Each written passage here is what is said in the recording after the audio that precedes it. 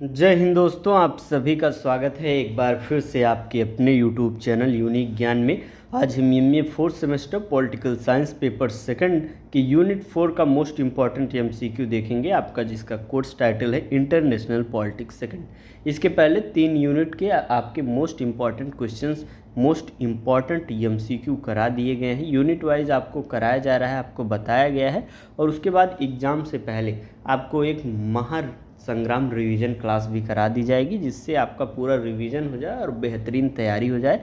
और ये क्लासेस जो कराई जा रही हैं यूनिट वाइज इंपॉर्टेंट क्वेश्चंस की, इसके पीडीएफ नोट्स आपको टेलीग्राम चैनल पर मिल रहे हैं। अगर आप नोट्स चाहते हैं तो टेलीग्राम चैनल ज्वाइन कर सकते हैं, जिसका लिंक आपको डिस्क्रिप्शन बॉक्स में दिया गया है, या फिर आप टेलीग्राम पर सर्च करेंगे यूनिक ज्ञान, आपको चैनल देखने को मिल जाएगा। चलिए देखते हैं political science paper second unit 4 के मोस्ट इंपॉर्टेंट क्वेश्चंस। अगर आप चैनल पर नए हैं तो चैनल को सब्सक्राइब कर लीजिए, जिससे आने वाली वीडियोस आपको मिलती रहें। और पुरानी क्लासेस देखने के लिए, मतलब इसके पहले जो क्लासेस कराई गई हैं उसको देखने के लिए पेपर फर्स्ट की भी क्लासेस पूरी 5 यूनिट की करा दी गई है। पेपर सेकंड की आप क्लासेस चल रही हैं, इसके बाद लास्ट यूनिट आपकी बची रहेगी। तो प्लेलिस्ट आप चेक करेंगे, MA fourth semester political science के आपका प्लेलिस्ट बना हुआ है, वहाँ पर आपको सभी क्लासेस देखने को मिल जाएंगे। चलिए देखते हैं हमारा पहला प्रश्न यूनिट 4 का क्या है, जिसको हम 121 नंबर प्रश्न से शुरू करेंगे, क्योंकि 120 प्रश्न आपके पूरे 3 यूनिट्स के करा दिए गए हैं।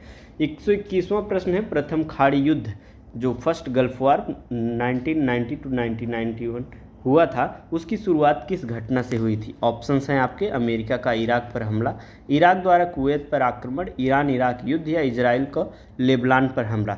इसका राइट आंसर हो जाएगा इराक द्वारा कुवैत पर आक्रमण जो हुआ था, इसी से प्रथम खाड़ी युद्ध फर्स्ट गल्फ वार जो 1990 से 91 में हुआ था, उसकी शुरुआत हुई थी।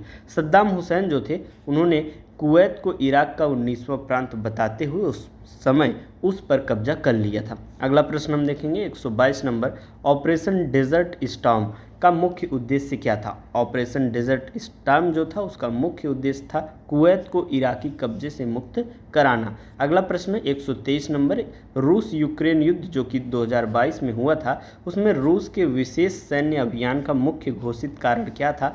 मुख्य घोषित कारण उसका था यूक्रेन ने विसैन्यीकरण और डी नाजिफिकेशन की मांग तथा नाटो विस्तार का विरोध किया हुआ था, और इसीलिए जो है रूस यूक्रेन जो युद्ध हुआ था उसमें विशेष सैन्य अभियान का मुख्य घोषणा किया गया था। अगला प्रश्न 124 नंबर, श्रीलंकाई आर्थिक संकट जो कि 2022 में हुआ था का एक प्रमुख कारण विदेशी मुद्रा भंडार में गिरावट के साथ साथ कौन सा विवादास्पद नीतिगत निर्णय था। तो उनका विवादास्पद नीतिगत निर्णय यह था कि उन्होंने रासायनिक उर्वरकों पर पूर्ण प्रतिबंध लगा दिया था, जो कि रातों रात जैविक खेती अपनाना एक प्रकार से उन्होंने शुरू कर दिया था। अगला प्रश्न हमारा है 125 नंबर, अगस्त 2021 में अफगानिस्तान से अमेरिकी सेना की वापसी के बाद किस समूह ने काबुल पर कब्जा किया हुआ था। तो तालिबानों ने काबुल पर कब्जा किया हुआ था। अगला प्रश्न 126 नंबर, कोविड-19 महामारी ने वैश्विक राजनीति में किस नई चुनौती को जन्म दिया हुआ था। तो उन्होंने वैक्सीन राष्ट्रवाद और वैश्विक आपूर्ति श्रृंखला की कमजोरी पर जो है चुनौती को, यह जो चुनौती है उसको जन्म दिया हुआ था। अमीर देशों द्वारा टीकों की जमाखोरी ने विकासशील देशों के साथ कूटनीतिक तनाव एक प्रकार से पैदा कर दिया था। अर्थात जो एक प्रकार से विकसित देश थे वह जो टीके थे कोविड-19 के उसको जमा कर ले रहे थे, और उसके बाद जो विकासशील देश थे जिनके पास कम पैसे थे उनके साथ कूटनीति कर रहे थे, वही टीका अधिक दामों पर उन्हें दे रहे थे। अगला प्रश्न हमारा है 127 नंबर, इजराइल अरब संघर्ष के संदर्भ में योम किप्पुर युद्ध किस वर्ष हुआ था। योम किप्पुर युद्ध जो है वह 1973 में हुआ था। अगला प्रश्न 128 नंबर, रूस यूक्रेन युद्ध के दौरान भारत द्वारा अपने नागरिकों को निकालने के लिए कौन सा मिशन चलाया गया था। तो ऑपरेशन गंगा जो है चलाया गया था। अगला प्रश्न 129 नंबर है, अफगानिस्तान संकट के बाद भारत ने वहां किस प्रकार की सहायता प्रदान की हुई थी। तो उन्होंने मानवीय सहायता अर्थात गेहूं, दवाएं और टीके भेजे हुए थे।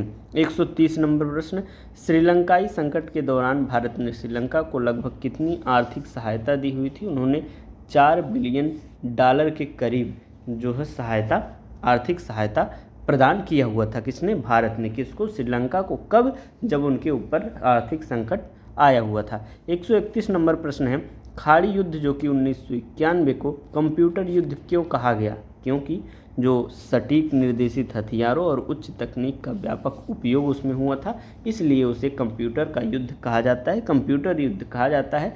इसे दुनिया भर में टीवी पर लाइव देखा गया, जिसने युद्ध के स्वरूप को एक प्रकार से बदल दिया था। 132 नंबर प्रश्न है, जेनेवा कन्वेंशन का रूस यूक्रेन युद्ध के संदर्भ में क्या महत्व था? युद्ध बंदियों और नागरिकों के साथ मानवीय व्यवहार सुनिश्चित करने वाले अंतर्राष्ट्रीय कानून का महत्व उसमें था। अगला प्रश्न 133 नंबर, श्रीलंका को आर्थिक सुधार के लिए किस अंतर्राष्ट्रीय संस्था ने 2023 में बेल आउट पैकेज स्वीकृत किया था? बेल आउट जो पैकेज था उसको स्वीकृत किसने किया हुआ था? IMF, अंतर्राष्ट्रीय मुद्रा कोष ने किया हुआ था। IMF की सख्त शर्तों के बाद श्रीलंका को ऋण मिला ताकि वह अपनी अर्थव्यवस्था को पुनर्गठित कर सके। अगला प्रश्न 134 नंबर है। 134 नंबर प्रश्न है, इजराइल फिलिस्तीन विवाद में ओस्लो समझौता क्यों महत्वपूर्ण है? क्यों महत्वपूर्ण है? क्योंकि इसने जो है इजराइल और PLO के बीच पारस्परिक मान्यता और फिलिस्तीनी स्वशासन की शुरुआत की हुई थी। अगला प्रश्न 135 नंबर, अफगानिस्तान में तालिबान के आने से भारत के कौन सी मुख्य सुरक्षा चिंता उत्पन्न हुई? तो आतंकवाद का संभावित प्रसार और अफगान धरती का भारत विरोधी गतिविधियों के उपयोग किए जाना जो है सबसे बड़ी मुख्य सुरक्षा की चिंता बनी हुई थी। अगला प्रश्न 136 नंबर, रूस यूक्रेन युद्ध के कारण दुनिया के सामने कौन सा गंभीर आर्थिक संकट पैदा हुआ था? तो वैश्विक खाद्य और ऊर्जा संकट पैदा हुआ था। अगला प्रश्न 137 नंबर, कोविड-19 के दौरान आरोग्य सेतु ऐप किस उद्देश्य के लिए विकसित किया गया था? तो उसे कॉन्टैक्ट ट्रेसिंग और जोखिम मूल्यांकन के लिए विकसित किया गया था। यह जो है महामारी को नियंत्रित करने के लिए भारत की तकनीकी प्रक्रिया का एक प्रकार से हिस्सा था। 138 नंबर प्रश्न है, खाड़ी युद्ध के दौरान सद्दाम हुसैन ने इजराइल पर स्कड मिसाइलें क्यों दागी हुई थी? क्योंकि गठबंधन में शामिल अरब देशों को उकसाने और गठबंधन तोड़ने के लिए उसने स्कड मिसाइलें दागी हुई थीं।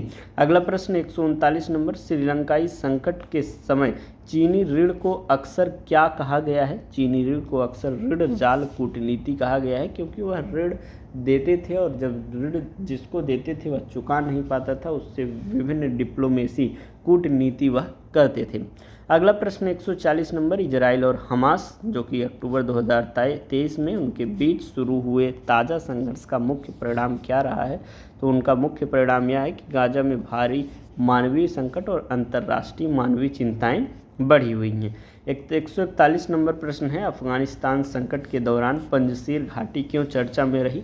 क्योंकि यह तालिबान के खिलाफ प्रतिरोध का अंतिम गढ़ एक प्रकार से माना जाता था। अगला प्रश्न 142 नंबर, रूस यूक्रेन युद्ध में यूक्रेन के राष्ट्रपति कौन है जो प्रतिरोध का प्रतीक बन गए हैं? रूस यूक्रेन युद्ध में जो यूक्रेन के राष्ट्रपति हैं वह हैं वोलोदिमीर जेलेंस्की।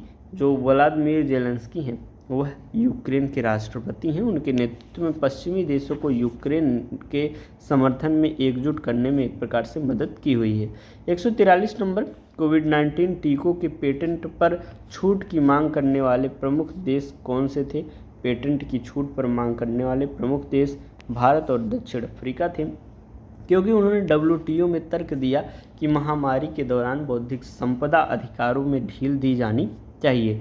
अगला प्रश्न 144 नंबर, खाड़ी युद्ध के बाद इराक पर लगाए गए प्रतिबंधों का क्या नाम था? इराक पर लगाए गए प्रतिबंध जो है तेल के बदले भोजन था। अगला प्रश्न 145 नंबर है, श्रीलंकाई संकट के दौरान वहाँ के लोगों ने जो जन आंदोलन किया उसे क्या कहा गया था?